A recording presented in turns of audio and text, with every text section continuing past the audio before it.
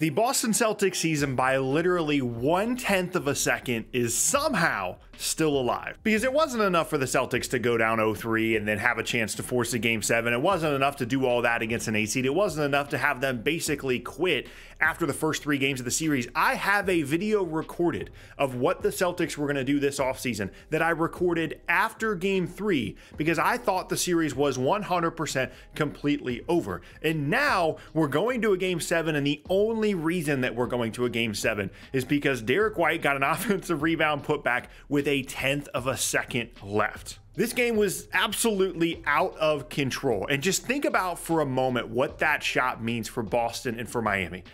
If Boston goes on to make the finals, maybe even win the title, it will only be because of that shot by Derrick White, that play, that tip-in. And if you're Miami, in that moment when Marcus Smart's 3 was a terrible shot, goes in and out, you think you've made the finals. Against all odds, you're an 8 seed, you're staring down the possibility of being the first team to give up an 0-3 lead in a series, and by some miracle, you're able to come back from 10 down with 4 minutes left in the game. Jimmy Butler gets fouled on a 3 with 3 seconds left, makes all three of the free throws, and then Marcus Smart's shot goes in and out, and you're thinking, we just made the finals. It happened. Meanwhile, Max Strus is over here in the corner. He doesn't box out Derrick White fully, and the Celtics season is somehow still alive. Honestly, I don't know why I thought it was going to go any different. This series has been absolutely insane. And as this series has gone along, I've been thinking about all the different narratives and everything that this means for each team, right? The possibility of Boston coming back from down 0-3 and how incredible that would be. And the fact that on paper, they have the best chance of really any team we've ever seen coming back down from 0-3. They're incredibly talented. They're the better team. If they shoot the ball better, they should be able to win some games against an 8 seed, despite the fact of, how incredibly tough this Miami team is to beat at times. And I've been thinking about what it would look like as well, because everybody loves Jimmy Butler right now. What it would look like if he suddenly had this thing on his resume, something that's never happened to anyone else, giving up an 0-3 lead. And in the moment where Jimmy Butler makes those 3 free throws, all those thoughts evaporate. I'm starting to think about how Miami matches up against Denver, how they're possibly going to try and find a way to win one more series. I think the game is pretty much over at that point once he makes those 3 free throws. And I honestly think this might be one of the greatest, if not the greatest buzzer beater that I've ever seen. It's not just the situation in itself and the fact that Derrick White comes out of the corner out of nowhere, 1/10 of a second left, gets a tip in. I didn't even know that it was possible to get an offensive rebound putback on a shot with 3 seconds left on the clock. I'm not sure how that could possibly happen, but with everything on the line for Boston, like I said, your season's over. Like, that is it. That's the end of your year. You end up as a 2 seed that loses in the conference finals to an 8 seed when you appear to have plenty of advantages in the series, more talent than the other team. You're right on the edge of making this incredible comeback, and then your season is just over. You could see the defeat in the players' eyes, and then somehow Derrick White just comes flying out of the corner. It's one of the craziest things I've ever seen. And then as soon as it happens, like, I start thinking about how brutal that must be if you're a Miami fan. I mean, you think you've made it. You think you've finally done it. You're staring down this awful outcome of losing the 0-3 series lead. And I honestly, I know that this Heat team is incredibly tough. I don't know how you come back from that. Coming back from thinking as clearly as you could possibly think that you have made the finals at home. You don't have to go back to Boston. You start thinking about Denver. You start thinking about what it's going to be like to be back in the finals like they were in 2020. I really don't know how emotionally you can expect this team to recover from that going into Game 7. I mean, if any team's going to be able to do it, it's them. But now it really does feel like hope is truly, truly alive for the potential 0-3 comeback for Boston. Now, granted, the most Celtics, this season Celtics version of this story would be them somehow doing all this stuff, winning these 3 games in a row, the incredible buzzer beater by Derrick White, and then losing in Game 7. Like, that would be a very Celtics thing to do, but it feels like now there's a very real chance of this happening. Not to mention, by the way, this is like a redemption moment for Jimmy Butler. Not just the fact that he didn't have a very good game initially until he played really well down the stretch, but he had the shot last year in his hands to beat this same Celtics team for Miami, and he came up just a little bit short. And you could just tell when he went to the free throw line to shoot those 3 free throws, he felt the weight of the moment. He understood what it meant, and he went and he knocked down all 3 of them. And that felt like the Jimmy Butler moment. Had a really bad game.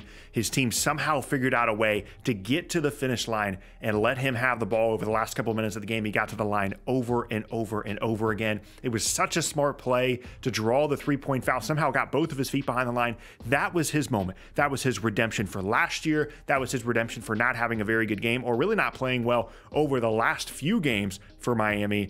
And now it's just completely disappeared because of one missed box out and 1/10 of a second. I mean, that's just like a clock operator error throughout the game. Someone could have just started the clock a little bit too early or a little bit too late at any point during the fourth quarter, and things could be completely different for both of these teams right now. And until the last 4 minutes of this game, it started to feel like that talent, advantage that everybody pretty much feels like Boston has, started to come through for them. Jaylen Brown had a great game. Jason Tatum was awesome in the first half, maybe not so much in the second half. The shot making wasn't quite there from anybody outside, or threes at least, outside of Marcus Smart and some Derrick White stuff. But even though the whole team wasn't clicking at one time, it just felt a little bit overwhelming for Miami to deal with, especially when Jimmy Butler wasn't playing particularly well. And Miami was getting their typical random contributions from guys like Caleb Martin and Duncan Robinson having a really good game.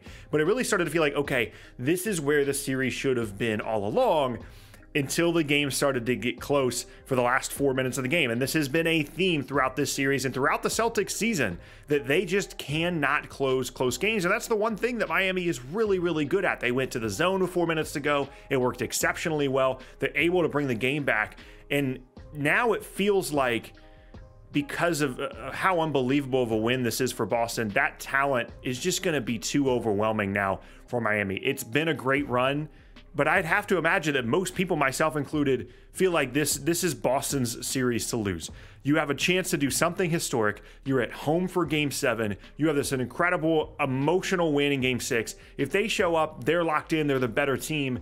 They should be headed to the NBA Finals, which was an impossible thing a week and a half ago. Like I said, I stood right here and I recorded a Celtics offseason video that may or may not ever be seen by anyone, because I thought their year was over. I talked about them getting rid of Joe Mazzulla as head coach, or at least making some adjustments to the coaching staff. I talked about what it was going to look like for Jaylen Brown in terms of where his next team was going to be. I talked about trade possibilities, him being upset because of the Kevin Durant rumors way back when. I talked about maybe this team taking a little bit of a step back and trading Jaylen Brown to a team like Portland for future assets and seeing what they can continue to build around Tatum. I talked about how the new CBA is going to make it difficult for them to continue to bring back players, especially if they retain Jaylen Brown on a Supermax contract. All these things, the fact that they owe a future first-round pick to San Antonio, I talked about all of this stuff because I thought the series was over. It wasn't just that they were down 0-3. It was that emotionally they looked defeated. They looked like a team that wasn't confident.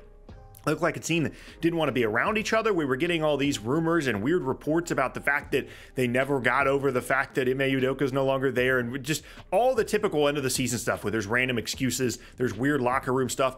Everything was happening, and so I recorded the video. And now here we are, only, by the way, because of the play that Derrick White made. If he doesn't make that play, I'm talking right now about the fact that the Heat somehow overcame a 10-point deficit with 4 minutes to go and are on their way to the finals as an 8 seed and on their way to face a really, really tough Denver matchup for them. I honestly cannot believe what just happened.